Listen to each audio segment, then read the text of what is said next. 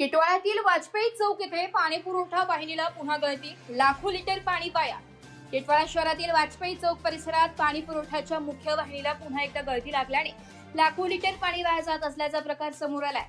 विशेष म्हणजे काही दिवसांपूर्वीच या वाहिनीच्या दुरुस्तीसाठी लाखो रुपये खर्च करण्यात आले होते, मात्र अल्पावधीतच पुन्हा गळती निर्माण झाल्याने संबंधित कामाच्या गुणवत्तेवर प्रश्नचिन्ह उपस्थित होत आहे। स्थानिक नागरिकांच्या म्हणण्यानुसार वाहनीमधून मोठ्या प्रमाणात पाणी रस्त्यावर वाहून जात असून त्यामुळे पाण्याचा अपव्यय होत आहे। तसेच रस्त्यावर पाणी साचल्याने वाहन चालक व पादचाऱ्यांनाही त्याचा त्रास सहन करावा लागतोय।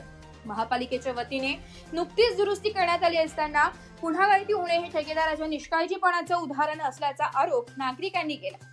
या कामाची चौकशी करून संबंधित ठेकेदारावर कारवाई करावी, तसेच गळती तात्काळ दुरुस्त करावी अशी मागणी परिसरातील रहिवाशांनी केली।